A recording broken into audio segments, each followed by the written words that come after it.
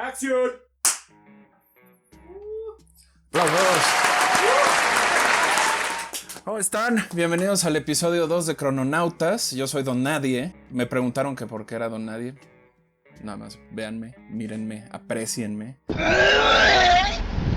Hoy tenemos una historia que justo en nuestros viajes crononáuticos hay muy poco registro y hay muchos mitos alrededor de ellos. El relato, además, es muy importante porque es esta idea que tenemos siempre de qué es lo que harías o qué es lo que darías a cambio de tener tu mayor sueño. Aquí les pregunto, ¿qué hubieran hecho ustedes? Por ejemplo, a ver, usted, señor camarógrafo número 1, que se sacó el pito para la claqueta, ¿cuál sería su sueño? Yo quiero la lipo. ¿Tú quieres la lipo? Una lipo, muy bien. Tú, mi querido Erickson, dueño de un Shake Shack. ¿Tienes la capacidad de engordar, güey? Yo tengo esa duda, güey. No, ¿verdad?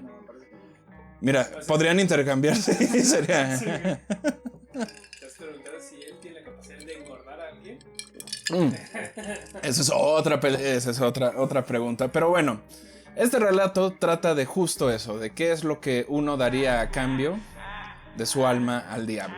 El día de hoy vamos a hablar de uno de los pioneros de la música contemporánea, persona que además es considerado uno de los trotamundos, músicos y creativos más importantes del principio del siglo XX y que algunos mugrientos etnomusicólogos consideran que cambió la música para siempre. Pero antes de decirles de quién vamos a hablar, recuerden que tenemos un Patreon. La dirección es patreon.com diagonal en _clase medieros. Ahí pueden aportar 10, 15, 20, 30, 50 dólares, lo que ustedes quieran. Originalmente tenemos 3 paquetes que son de 3, 5 y 10, pero pueden aportar lo que ustedes quieran. Ya tenemos 3 Patreons, entonces tenemos de 20 también ya. ¿Y qué ofreces en el de 20, mi querido productor? Mi gratitud. ¿Tu gratitud? Exactamente, si deciden aportar en el de 20, con mucho gusto les vamos a regalar una barra de jabón hecho de la grasa del productor aquí presente. Por cierto, también el productor publicó esta semana que acaba de pasar, que para ustedes sería ya dentro de 2 semanas, un muy bonito documental que se llama Entrevistas Clase Medieras. Es el capítulo 1 de Don Plácido. Vayan a darle mucho amor, vayan a darle mucho cariño. Es un esfuerzo bastante interesante y bastante padre que hicimos desde la Escuela Nacional de Clase Medieros, que como saben es el colectivo al que orgullosamente pertenezco.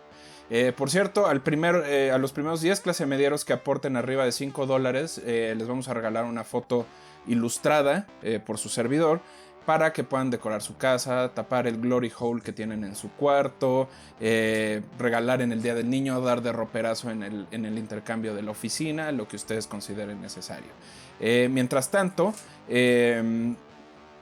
acuérdense también de agregarnos en cualquiera de nuestras redes sociales, @los Crononautas Podcast. Ahí tenemos también, acabamos de estrenar el logo de este programa, que fue hecho por @elringo, Luis, que es un ilustrador bastante chingón aquí de la Ciudad de México. También vayan a darle mucho amor al buen Luis, amor de ese que a él le gusta.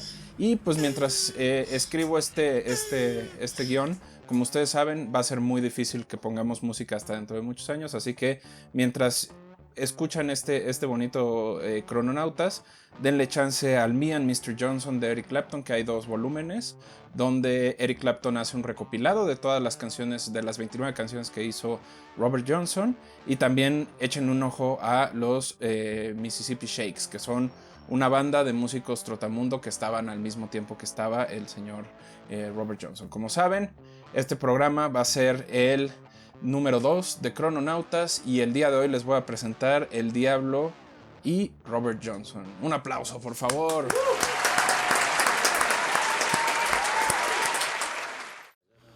Crononautas.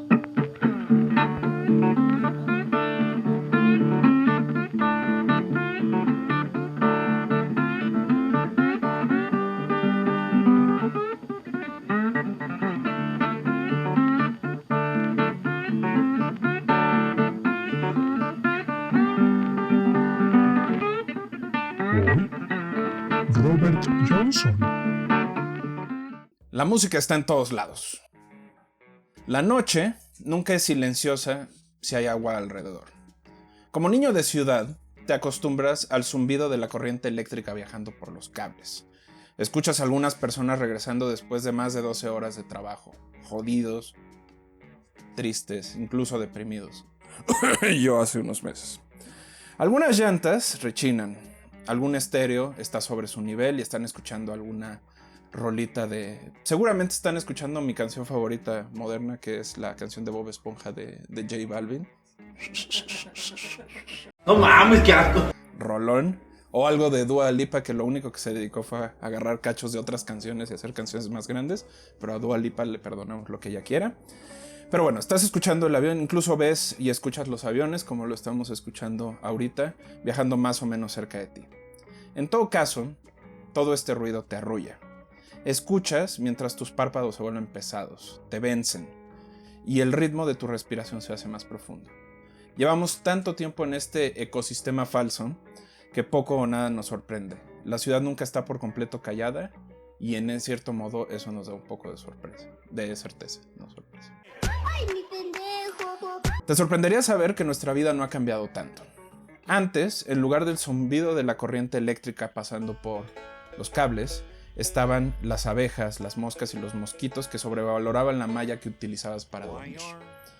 No escuchas muchos pasos, pero sí a las diferentes aves moverse de rama en rama, peleándose, quejándose, cogiendo. Sigues escuchando a las personas regresando de trabajar, ebrias, agotadas, cantando las mismas canciones que escuchas los domingos en la iglesia. Mientras, los cuerpos de agua cercanos se mueven por sí mismos o por culpa de animales que en ellos viven y están tratando de cazar su última cena. Y ese pinche calor, ese calor del delta de Mississippi, que te pega a ti mismo cuando más te detestas, cuando peor te caes, ese que busca el aire para calentarlo incluso antes de que te entre a la nariz, y que te hace odiar hasta la persona más amada que puedas tener al lado. Incluso cuando llevas muchos años de conocer a esa persona amada, es quien te permite despertarte con la esperanza de encontrarte solo, frío, desnudo, dentro del agua y disfrutando unos minutos, aunque sea una cubeta. Del lugar donde nació Robert Johnson, no se puede decir mucho que no haya sido contado por el mito cercado del blues, el jazz y el cine. Y aquí vale la pena hacer una aclaración. Hay dos grandes versiones de cómo fue el Mississippi de principios del siglo XX. Hay una primera versión, que es la real, que tiene que ver con un pueblo rural, con gente que vivía en condiciones bastante malas y que usualmente tenía que enfrentar situaciones de peligro, tanto por enfermedades, como por violencia, como por trabajo extenuante. Y hay otra versión, que es la versión que nosotros, los bonitos whitexicans y los blancos que les gusta la música negra, siguieron perpetuando, que es esta versión idílica del Delta, donde la música estaba en todos lados, donde el amor se daba en todas partes y donde pareciera que la muerte convivía con todos ellos. Estados Unidos, en realidad, no son tan románticos como parecen. Y muchos historiadores, por ejemplo, el biógrafo de Johnny Cash, Robert Kilburn, habla de lo verdaderamente complicada que era la vida en esa región. En la región del Delta, cercano también a Nashville, a Tennessee y a otros estados. ¿Y cuál era la dificultad? Es que eran ciudades y eran colectivos donde la gente sabía que la situación estaba tan difícil que era preferible no vivir en esos lugares, ¿no? Y, por ejemplo, cuando se habla de Johnny Cash, que en algún punto también haremos un Crononautas de Johnny Cash, una de las cosas que reconoce Kilburn es que el problema no eran las inundaciones, las sequías y los problemas que enfrentaban cotidianamente, sino que no había manera de que supieran cómo enfrentarlo. Entonces, imagínense en este contexto, con muchísima incertidumbre, no había mucho que pudieras hacer. Realmente tenías pocas formas de vivir. En ese sentido, el romantizar esta condición también romantizó ciertas actividades. Por ejemplo, una de las actividades más romantizadas de la época era pertenecer al ejército norteamericano, otra era ser boxeador o luchador, otra tener un negocio como un bar o un juke, que ahorita les voy a contar qué es un juke, o ser músico. Entonces, el primer punto del que debemos de partir el día de hoy es justamente de eso. Robert Johnson vivía en una época donde el ser músico era una de las 20 pocas cosas que te garantizarían no estar trabajando todos los días en un campo de algodón. Entonces imagínense aquí en México, como pasaba también a principios del siglo XX, donde tenías de 4 sopas. O eras cura, o eras militar, o eras boxeador, o eras prostituto del cuñado de... No era el cuñado, era el yerno de Porfirio Díaz. Que también vamos a platicar de ese señor. Pero bueno. Entonces, en este contexto, mientras nosotros estábamos en nuestra segunda gran revolución, México estaba en su segunda gran revolución, nace Robert Johnson el 8 de mayo de 1911. Hijo de Julia Major Dodds, quien tuvo 10 hijos antes con Charles Dodds, nace en un contexto verdaderamente complicado y ahorita se los voy a contar. Lo que se sabe es, y de lo poco que se pudo registrar de su nacimiento, es que Charles Dodd abandona a Julia porque el Ku Klux Klan lo estaba persiguiendo. Él era un mueblero y un terrateniente relativamente exitoso, pero era de raza negra. Entonces, obviamente, el Ku Klux Klan en la zona estaba muy presente y lo persiguieron hasta que tuvo que salir de la región. Entonces dejó sola a Julia y Julia conoció a Noah Johnson, con el que tuvo un amorío por unos años, y de ahí nace Robert Johnson. Cuando Charles regresó, se había cambiado ya el nombre, ya no era Charles Dodds, era Charles Spencer, y por muchos años Robert Johnson se llamó Robert Spencer. De hecho, en sus registros escolares aparece como Robert Spencer. Por ahí de 1920, cuando ya se habían separado Charles y Julia, Julia conoce a un músico y trabajador que se llamaba Rusty Willis. Rusty Willis es reconocido como uno de los personajes que más pudo haber influido en el odio que tenía Robert Johnson al trabajo en el campo. Él decía y sostenía que era trabajo para gente que no tenía talento y se negaba a trabajar. Entonces Rusty le daba unas madrizas de esas acá, estilo Eduardo Yáñez al periodista de Telemundo. El puro culo, tú no eres el vínculo de nada, brother. Y ya no me falta el respeto. No te falta en ningún momento. Y la cosa aquí, o lo interesante de este punto, es que es en este momento que se da la primera inflexión. Robert Johnson decide salir de su casa y empezar a dedicarse a vagar por el mundo. Pero bueno, déjenme explicarle cuál es el árbol genealógico de Robert Johnson. Crononautas presenta El Rincón de Don Nadie. Hoy, la familia de Robert Johnson. Entonces, para entender el árbol genealógico y familiar de Robert Johnson, tenemos que entender todos los personajes que salieron en esa época. Entonces, en el rol de Julia Dodds tenemos a la Mujer Maravilla. Hola. Y en el rol de Charles Dodd tenemos a Kid Rock. What's up, motherfuckers? Entonces, ellos se conocieron y tuvieron casi 10 hijos. Entonces, imagínense que para cultivar 10 hijos, pues necesitas de atrás, por arriba, un 69 parado, un candelabro italiano, el helicóptero, ¿no? Entonces, oh yeah, oh. Entonces, tuvieron 10 hijos, pero llegó el momento en el que Charles Dodd dijo: "Those fucking Ku Klux Klan are gonna kill me." Y entonces decidió huir, ¿no? Y es en ese momento donde Julia, que estaba bastante sola, decía: "Oh, extraño a Charles. Me gustaría tener a alguien." Y además, imagínense que pues, Julia tenía que trabajar todos los días en el campo y tenía que estar todo el día aguantando a la banda hasta que conoció al maestro Noah Johnson. What's up? ¿No? Entonces Noah, que era también alguien cercano a la familia, la empezó a rondar, ¿no? Y le empezó a decir como: "Me gustas y te voy a hacer mía y vamos a estar juntos para la eternidad." Alfredo, cálmate, por favor. La cosa es que no fue una eternidad, estuvieron poco tiempo porque Noah Johnson desapareció al poco tiempo del panorama cuando regresa el maestro Charles Dodds. What's up? Who you been with? Y entonces Charles Dodds, que ahora se llamaba Charles Spencer, se rejunta, ¿no? Estilo familia mexicana, y empiezan a viajar a lo largo de todo el delta del Mississippi, y ahí es cuando Robert Johnson, que estaba en su infancia, recibe el nombre de Spencer. Entonces, cuando se buscaba información sobre Robert Johnson de niño, no se encontraba porque básicamente él estuvo registrado primero como Dodds, luego como Spencer, y el nombre Johnson él lo toma ya cuando es adulto y su mamá le confiesa que su papá no es su papá. Entonces, después de muchos años, se pelean y sale volando Charles Spencer y aparece en la imagen, aquí representado por Bill Murray en Los Cazafantasmas, aparece el personaje de Rusty Willis.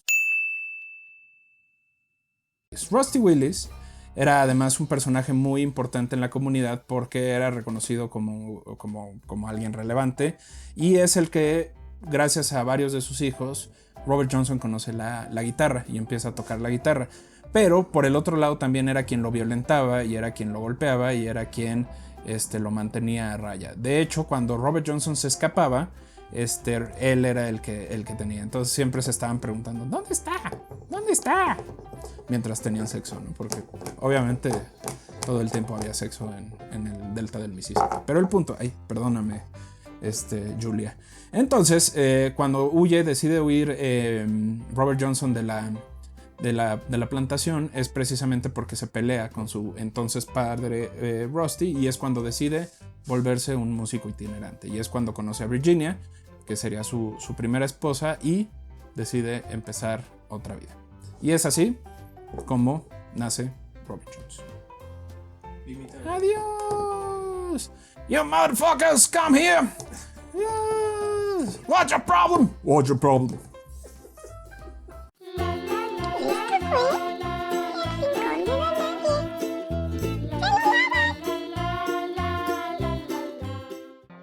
Entonces, es por esta razón que es complicado rastrear la infancia de Robert, por la explicación que tan meticulosa y académicamente les acabo de dar. Incluso, en muchos casos, se reconoce que, como muchos jóvenes de su tiempo, se partía entre estar en la escuela, trabajar un poco en los campos algodoneros y jugar. La realidad es que él empezó a jugar mucho con los instrumentos desde que era muy chiquito. De hecho, su primer instrumento fue la armónica, y en la armónica encontró un poco el primer camino de este tipo de sonido y de cosas que quería hacer, ¿no? Entonces, muchos de sus compañeros de escuela y de la escuela eclesiástica o de la escuela de la iglesia que iba los domingos recuerdan que entre ellos les gustaba jugar mucho a tocar y a hacer cierto tipo de ruido, ¿no? Y de cosas. Pero también la pasión de Robert llegaba a tanto que incluso él empezó a construir su propio instrumento. ¿La mayonesa es un instrumento? Pues obviamente estamos hablando de comunidades extremadamente pobres, donde además no había guitarras en todos lados. Entonces él construyó un diddley bow, que es una madera donde pones dos clavos en los costados, y con una botella de cristal pones un alambre por encima. Y entonces tú le pegas al alambre y hace una especie de sonido muy similar a la guitarra que va en las piernas, que ahorita no me acuerdo cómo se llama, pero bueno, la slide guitar.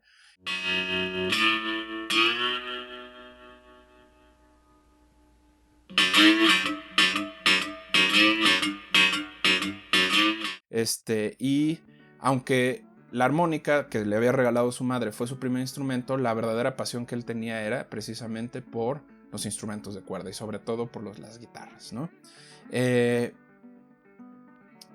Todo esto cambió, y el momento, digamos, grande de transformación de Johnson cambió cuando conoció a Son House.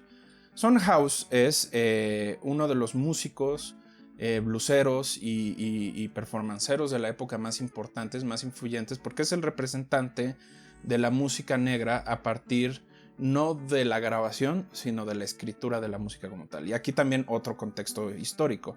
Imagínense que en esa época las grabaciones eran muy pocas, y lo poco que se grababa en sencillos de 45 revoluciones. Entonces, lo que hacían los músicos es que tomaban sus hojas e iban vendiendo sus hojas para que otros músicos de otros pueblos y de otros contextos tocaran las canciones.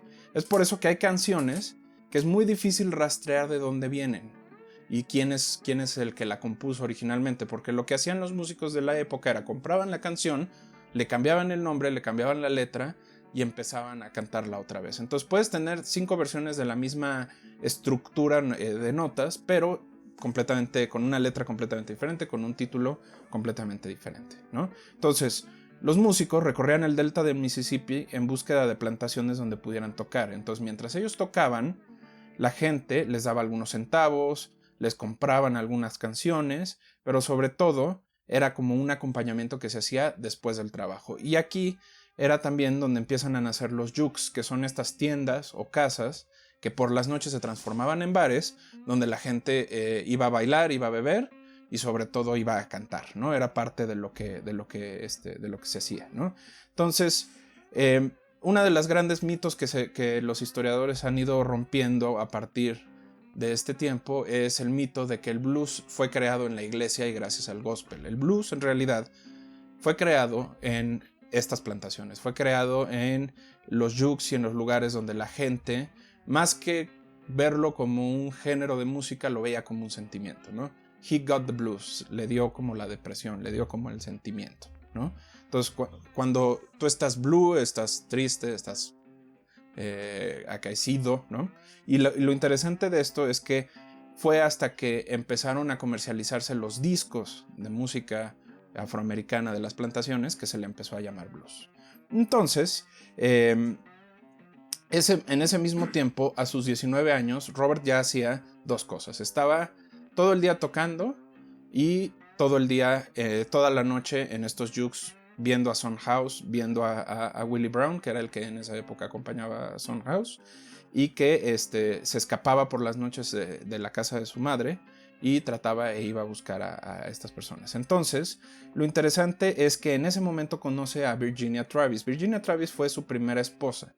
Para casarse tuvieron que pedir al juez que los casara a pesar de que ella era menor de edad. Ella tuvo que declarar que era mayor de edad para casarse, ¿no? Entonces él tenía 19, ella tenía 16, y a partir de que la conoció, él prometió que dejaría la música y se enfocaría a sacarla adelante.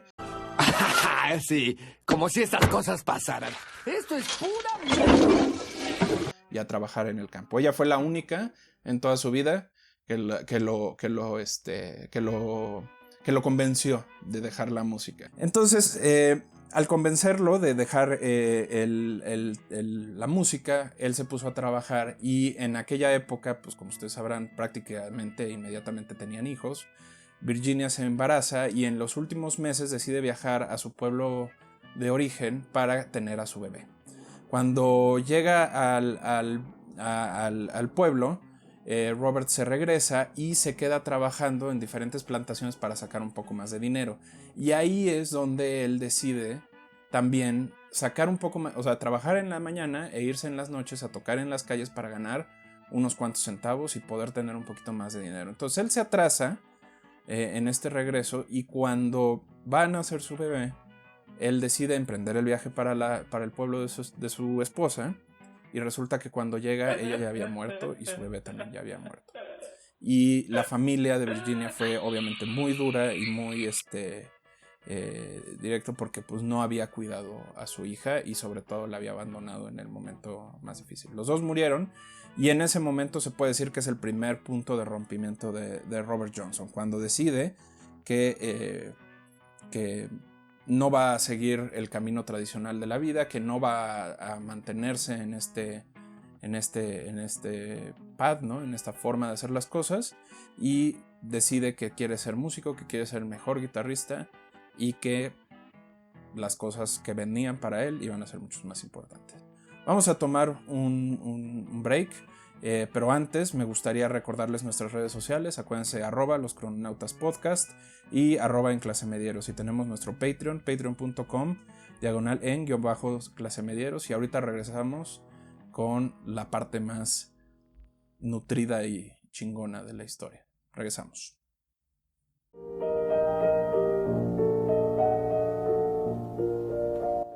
¿Qué significa ser un mecenas? El diccionario de la Real Academia Española lo define como la persona que patrocina las letras o las artes. Y en eso, mi querido Luis Marínez, tú te has convertido. Gracias por ser nuestro primer mecenas en Patreon. Nos ayudas a seguir con este sueño y creer que lo que hacemos es especial. Muchas gracias. De parte de Ternera Junior, Rich, Don Nadie y todos los que formamos parte de la Escuela Nacional de Clase Medieros, te damos las gracias. Gracias por creer en nosotros. Recuerden apoyarnos vía Patreon. Búsquenos como en-clase medieros. No se van a arrepentir.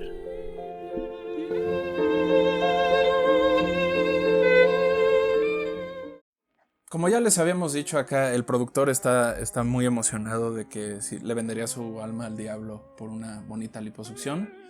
Yo le vendería mi alma al diablo por morirme ahorita sin ningún dolor y que me dejen en paz pero bueno, pues no se puede tener todo en la vida, así que... Y ahorita... Okay. Bueno, estamos de regreso en Crononautas y recuerden, estamos hablando del maestro Robert Johnson. Este es el segundo capítulo, El diablo no miente. Si tuvieras una oportunidad y un deseo, ¿qué le pedirías al diablo? Después de vagar varios años por el delta del Mississippi, Robert Johnson se hizo de una reputación rara.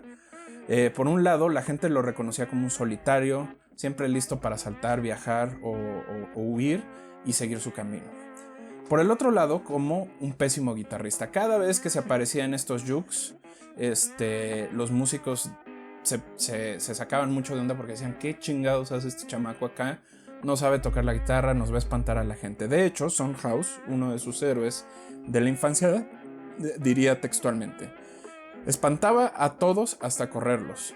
Mientras nosotros nos tomábamos un descanso y jugábamos canicas al lado de un camino, él agarraba mi guitarra hasta que yo subía y le pedía que parara porque iba a romper una cuerda o porque estaba espantando a la gente, y le pedíamos que regresara a la armónica.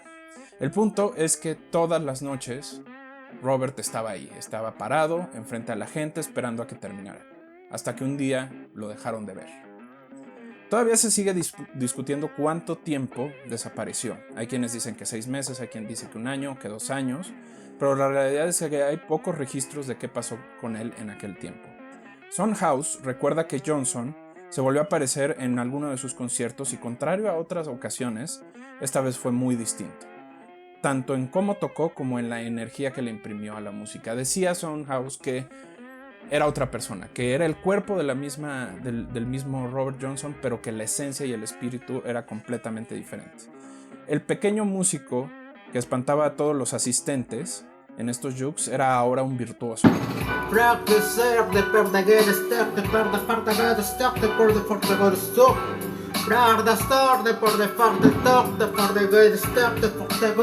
Era alguien que sabía cómo tocar la guitarra y, sobre todo, sorprender a la gente. La realidad es que llevaba varios años tocando la armónica y su conocimiento musical era amplio, pero la idea de que una persona dominara un instrumento como la guitarra tan rápido hacía que la gente dudara cómo chingados le hizo, ¿no? Entonces, lo que sí se puede comparar, o lo que sí podemos tener como registro real del cambio, es la música.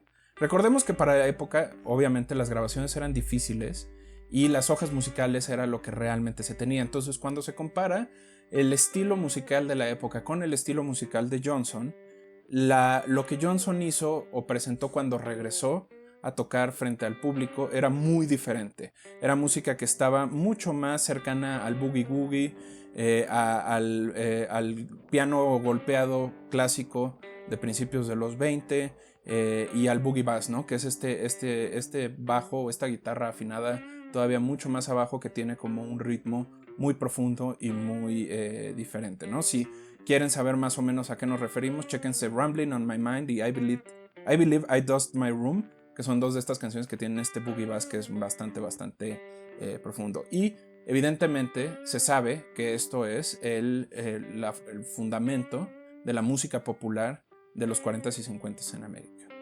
De las 29 canciones grabadas por Johnson entre el 36 y 37 para la American Recording Company, producidas por Don Law, Terraplane Blues fue el único hit que tuvo. O sea, fue la única canción que realmente pegó. Vendió 5,000 copias ese mismo año y recibió el dinero y las regalías de esas copias. Recordemos que en esa época vender 5,000 copias era bastante, considerando que mucha de la venta se hacía de forma local en tiendas locales y no había una distribución masiva. Otra cosa que es importante considerar de este... ¿Qué hubo? ven a que te conozcan, ven. Come on, pussy. Come show the pussy. Bueno, dice que no.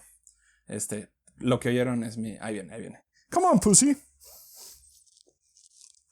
Dice que no. Bueno, regresamos. Entonces, acuérdense que en esa época la música se distribuía de manera limitada, pero hay una clave. Todos los músicos, no importando su injerencia. ¿Qué pasó, Gala? Cuéntanos. Creo que eso no se oye. ¿No se oye? No, en el micrófono. De esos no. Sí, no se oye. Bueno, para que sepan, mi gato está maullando de una manera muy blues. Está bluseando mi gato, entonces... Ya la había alimentado, güey, pero... Ahí está, ya te va a conocer la banda. Mira, ahí está. Saluda. Ella es Gala. Es bellísimo. Y está más sorda que Beethoven, ¿ven? Bueno, vayas a dar una vuelta. Entonces, volviendo al tema. En esa época estaba muy limitada la venta y el manejo de la música en esa época. Entonces, lo que se hacía es que se hacían tirajes de discos que se iban distribuyendo en distintas zonas y así iban midiendo el éxito de un cantante hasta que llegaba y se hacía de manera nacional. Robert Johnson nunca alcanzó a ver un éxito ni un compilado de discos propio, porque básicamente lo que pasó es que Rambling on My Mind fue una de las canciones más populares, Terraplane Blues, y de repente dejó de grabar cosas, ¿no? O sea, desapareció de la grabación. Entonces, lo que es importante considerar acá es que tener una grabación era como una garantía de que ya eras un músico reconocido en la zona, en la región. Entonces era como, la gente ya se preguntaba, ya sabía que existía este personaje, pero el halo de misterio solo seguía creciendo, ¿no? Mientras él se mantuvo a lo largo de todo el delta del Mississippi, Chicago, Nueva York y algunos conciertos en Los Ángeles, viajando, tomando y echando desmadre. Su muerte, como su inesperada capacidad de tocar, está rodeada de muchos mitos.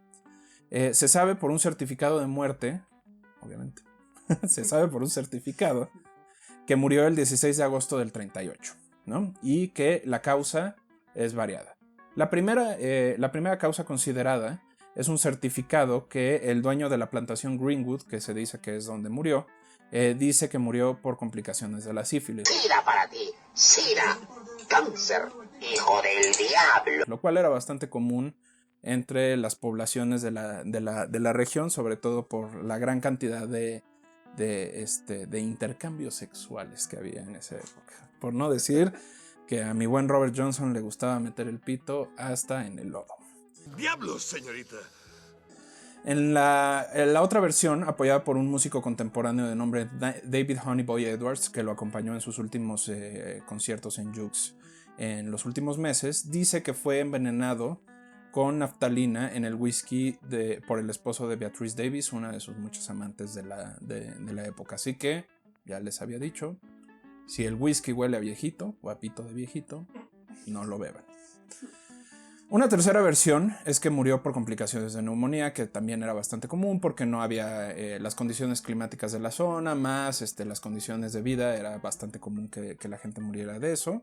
Y una cuarta habla de una muerte por impacto de bala, después de una riña en un bar después de tocar. Esta es la más común o la más aceptada en parte porque Robert Johnson era reconocido en la región como alguien bastante problemático, que siempre estaba buscando madrearse, y que toda la vida, después de la muerte de su primera esposa Virginia, estuvo confrontando y peleando con el resto de la gente. Y hay otra parte que hay que tener en cuenta de este momento histórico. Por un lado está la música sacra, o la música que era considerada como limpia, que era el gospel, que de hecho hay registros que cuando Ray Charles, muchos años después, casi 30 años después, hace gospel en música blues y jazz, casi lo mandan matar por eso, pero bueno, esa es otra historia que les vamos a contar pronto.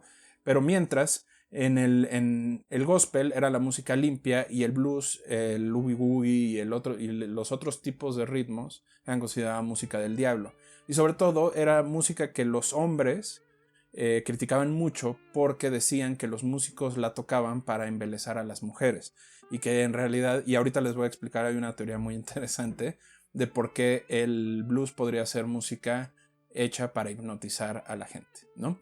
Entonces, obviamente, el odio que existía, porque ya Robert Johnson se había dicho de un hombre en la región, y sobre todo de un hombre musicalmente y de cogerse a todo el mundo.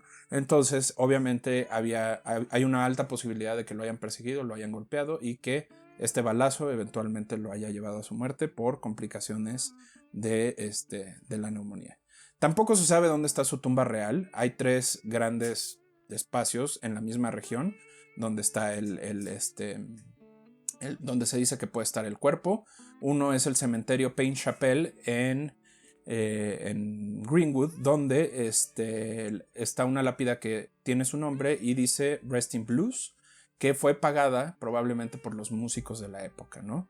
Otra es la iglesia Little Zion en Greenwood también, y una última en el memorial de Mount Zion, que es una iglesia bautista que también está cerca de Greenwood. La teoría general es que el cuerpo está en Little Zion, y que ahí es donde está descansando los restos, pero nadie lo sabe. Entonces, con esta muerte, oficialmente, y quiero que la gente aquí presente le dé un aplauso, porque Johnson inauguraría el Club de los 27. ¿Qué es el Club de los 27? Para quienes no lo sepan, y si no lo saben y me están viendo, ¿qué les digo? Un día vamos a hacer un programa del Club de los 27. El Club de los 27 son todos estos músicos, artistas geniales que murieron a los 27 años en razones misteriosas. Por ejemplo, está Jimi Hendrix, que, como platicaba con el productor, murió ahogado por su propio vómito. Está Janis Joplin, que murió de una sobredosis. Morrison, que murió de una sobredosis. Winehouse, que murió de una sobredosis. Cobain, que murió de una sobredosis de plomo. Y Brian Johnson, que murió de una sobredosis de agua con cloro en una alberca. Por cierto, en la casa del autor de Winnie the Pooh, nada más para dejarles ahí el contexto. Pero bueno, finalmente, y entramos al último capítulo, que es ¿sí o no? Después de todo esto, ¿qué fue en realidad lo que pasó? ¿Qué hizo que Robert Johnson se volviera tan chingón tocando? ¿Fue una pichonería de la época? ¿Qué es? Más allá de creencias religiosas y de ideas, digamos, espirituales, ¿cuáles son realmente las 2 teorías? Hay 2 teorías muy grandes que son aceptadas tanto por historiadores como por biógrafos. La primera es que durante esos meses, Johnson se obsesionó tanto con mejorar y crecer su capacidad de tocar la guitarra, que recurrió al diablo. Así, viajó al cruce de camino cerca de la plantación Dockery, y a la medianoche un enorme hombre afroamericano, de esos que le gustan aquí al productor, le pidió su guitarra, una Gibson L1. Sí.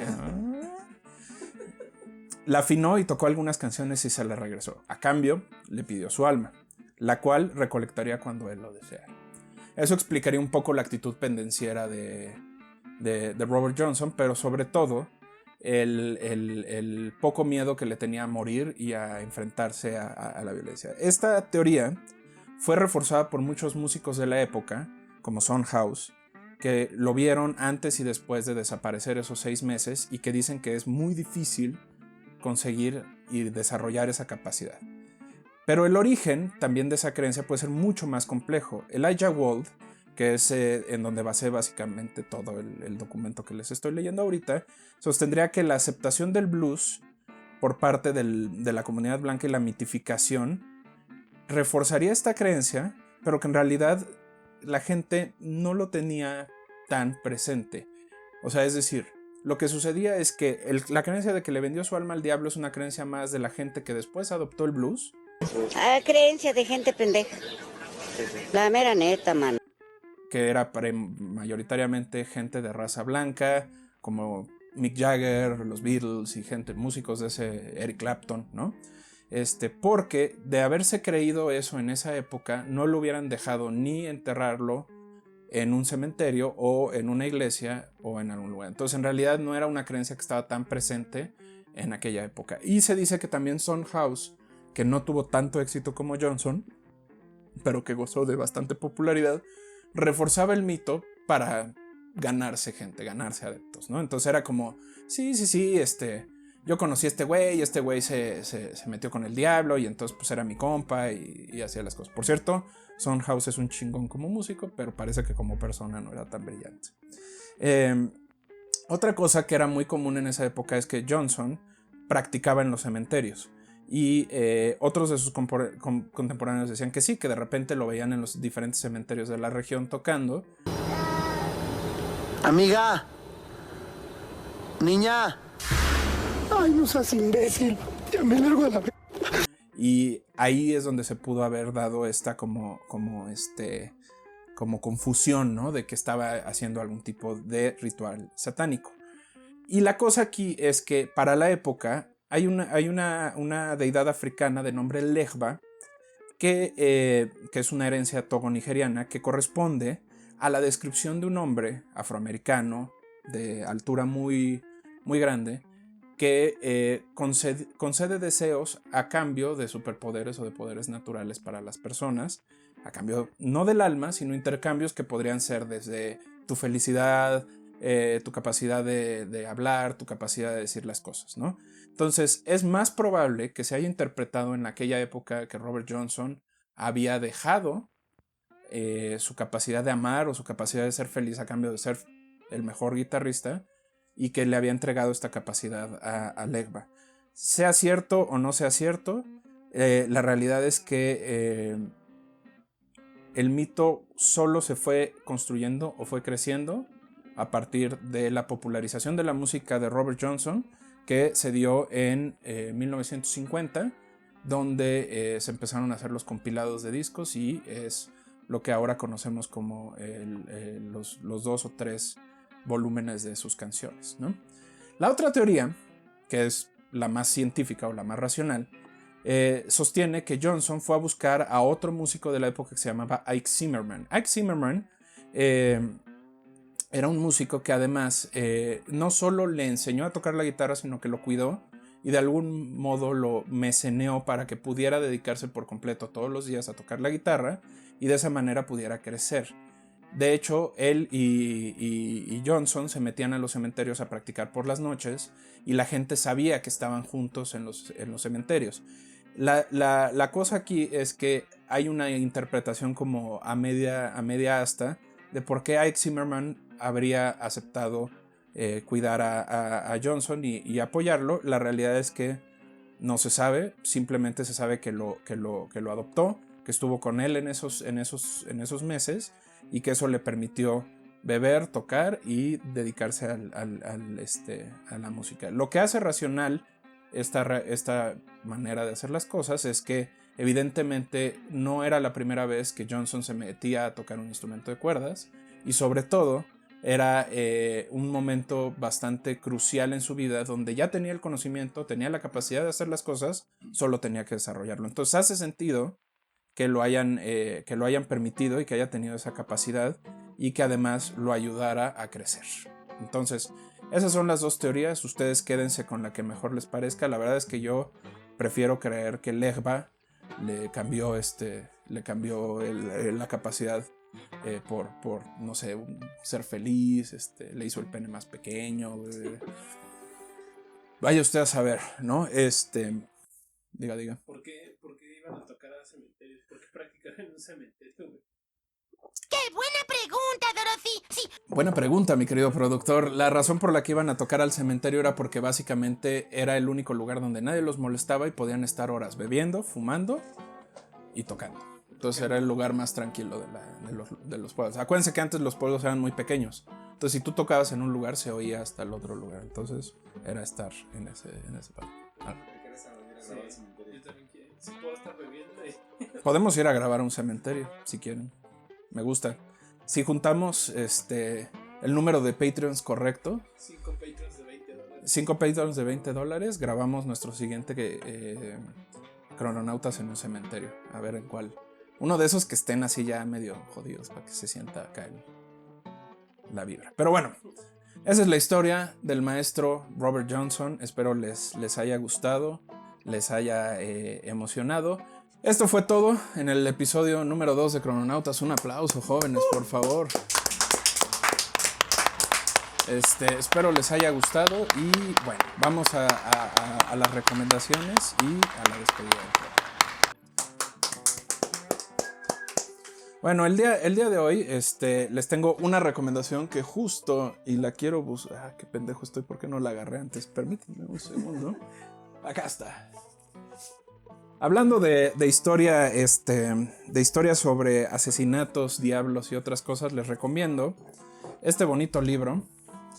La breve historia de las 7 muertes de Marlon James. Es un libro que el autor es de origen jamaicano, que tiene un tono y una forma de explicar la violencia que se vivió en Jamaica en esa época y sobre todo el gran impacto que tuvo la música y las drogas en la vida de Jamaica en los 70s. Entonces es un libro que además es bien interesante porque está escrito en el tono en el que las personas de Jamaica hablan, el inglés, entonces tiene un tono como muy africanizado, muy continuo, que creo que hace mucho sentido con el tema del día de hoy. Échenle un ojo, es un libro que además encuentran en cualquier librería, hay la versión en español, yo lo conseguí en inglés, pero hay una versión en español y échenle un ojito para que puedan darle una buena revisada. Y nada, pues esto ha sido todo por esta semana, espero les haya gustado la historia de Robert Johnson. Recuerden que nos encuentran como @loscrononautas_podcast, también en @en_clasemedieros. A mí me encuentran como @don_nadie_reco. Son muchas redes sociales, lo siento. Pero sobre todo es bien importante que se suscriban a nuestro canal de YouTube, que también es en_clasemedieros, porque estamos en una campaña bien fuerte para conseguir los 1000 suscriptores necesarios para empezar a monetizar y para empezar a generar dinero. Entonces, si no nos pueden dar en Patreon, suscríbanse a YouTube. Les prometemos que no los vamos a molestar, no les van a estar llegando notificaciones cada 5 minutos y sobre todo estamos generando contenido que la verdad creo que vale mucho la pena. Están las entrevistas clase medieras, está todo lo que hemos hecho de clase medieros desde el año pasado, los martes clase medieros, ahí van a estar también las recomendaciones del Ternera Junior y es bien importante tener ese sustento porque nos ayuda a generar más ruido y empezar a movernos en otros espacios. Entonces recuerden, si no van a entrarle al Patreon, que es en_clasemedieros y no nos van a dar el honor de apoyarnos monetariamente, con que se suscriban a YouTube la vamos a armar bastante bien. Y si juntamos, ¿cuántos eran los que habíamos quedado para hacernos un tatuaje? Si llegamos a los 1000 en YouTube, aquí el buen Ternera Junior y yo nos hacemos un tatuaje para conmemorarlo. ¿Les parece bien? Nos hacemos el logo de YouTube. Bueno, ya veremos qué nos hacemos, pero prometo aquí estilo. Se aceptan sugerencias, sobre todo sugerencias no sexualizadas, ¿no? O sea, no me voy a poner un pito, una vagina podría ser, pero no lo sé todavía. Entonces, bueno, les mando un abrazo, muchas gracias por escucharnos, vernos en este segundo episodio de Clase Medieros. Les mando un abrazo, cuídense mucho. Bravo. ¡Corte! Crononautas.